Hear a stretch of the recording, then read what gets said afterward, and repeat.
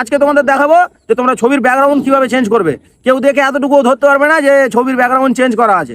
First time দেখো তোমরা এই ছবিটা, তো এবার দেখো তোমাদের ব্যাকগ্রাউন্ড চেঞ্জ করা ছবিগুলো।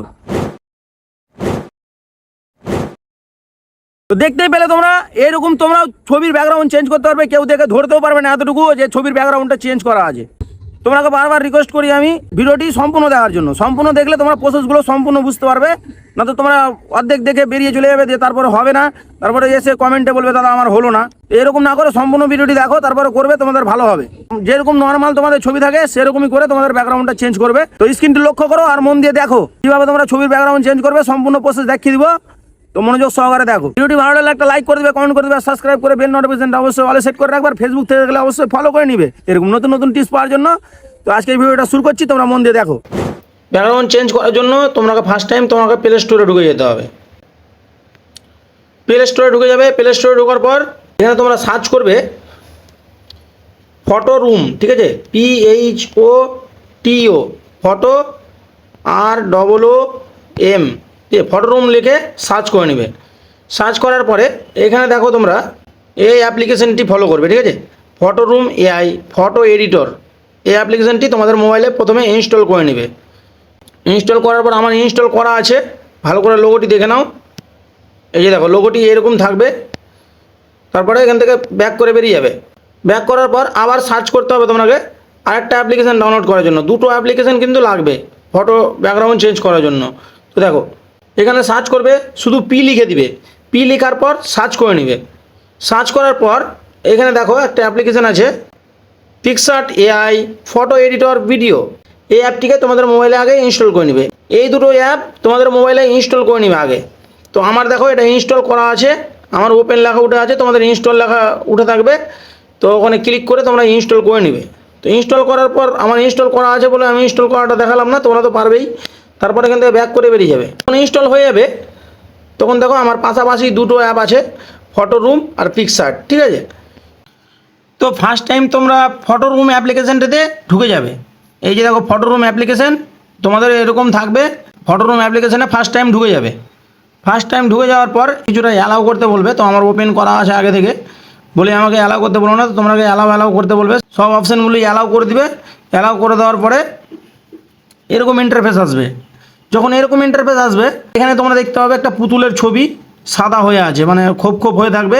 এটাতেই ক্লিক করবে, হ্যাঁ। তো এটাতে ক্লিক করে দিবে। ক্লিক করে দেওয়ার পর তোমাদের যেই ছবিটা তোমরা ব্যাকগ্রাউন্ডটি চেঞ্জ করতে চাও ওই ছবিটা এখান থেকে নিয়ে নেবে। তো আমি দেখো একটা ছবি নিয়ে নিচ্ছি। তো যেই ছবিটা নিবে ওই ছবিটার উপরে ক্লিক করে দিবে। ক্লিক করে দেওয়ার পর এত সুন্দর করে কেটে দিবে, কেউ দেখে ধরতে পারবে না যে এই ছবিটা কাটানো আছে। এমনভাবে কেটে দিবে, দেখো এতটুকু খুদ রাখবে না ছবিতে, যে ছবিটা তোমাদের অনেক সময় অনেক জায়গা থেকে কাটলে কি হয়, অনেক খুদ রেখে দেয়, ঠিক আছে। আশেপাশে অনেক জায়গাগুলো এখানে থেকে যায়, আর এখান থেকে কাটলে তোমাদের আশেপাশের জায়গাগুলো কোনো কিছুই থাকবে না। দেখো একবার স্পষ্টভাবে কেটেছে, বুঝতে পারলে? এইভাবে করে প্রথমে কেটে নেবে। কেটে নেওয়ার পর নিচে দেখবে তোমরা এক্সপোর্ট বলে একটা অপশান আছে, এই এক্সপোর্টের উপরে ক্লিক করে দিবে। এক্সপোর্টের উপরে যেমনই ক্লিক করবে কিছুক্ষণ ওয়েট করতে হবে তোমাকে, 1 সেকেন্ড 2 সেকেন্ড মতো। তাহলে তোমাদের এই ছবিটা তোমাদের গ্যালারিতে চলে যাবে। তারপরে তোমরা এখান থেকে ব্যাক করে বেরিয়ে যাবে, ঠিক আছে। ব্যাক করে বেরিয়ে যাবে। ব্যাক করে বেরোর পর এবার তোমরা 2 নম্বর অ্যাপ্লিকেশনটিতে ঢুকবে।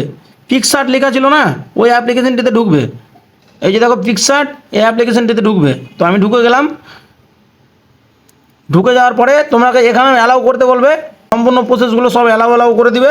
অ্যালাউ করে দেওয়ার পরে এরকম হয়ে খুলবে তোমাদের, ঠিক আছে। এখানে তোমরা দেখতে পাবে এডিট এ ফটো, এই জায়গাতে ক্লিক করে দেবে।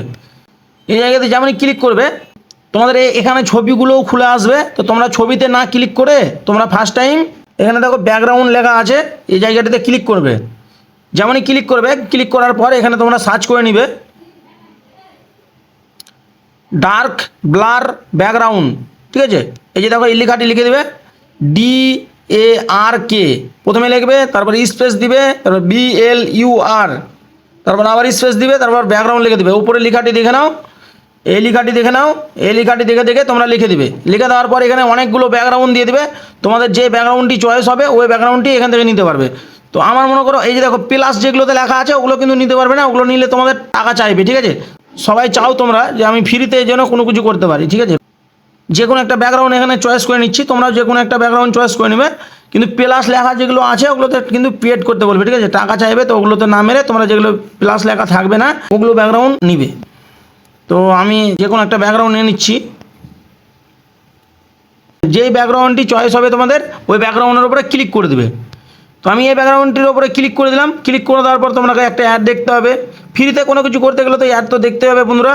তো অ্যাড দেখে নেবে। অ্যাড দেখে নেওয়ার পর উপরে দেখবে কাটা চিহ্ন আসবে বা অ্যারো আসবে, ওখানে ক্লিক করে অ্যাডগুলো কেটে দিবে।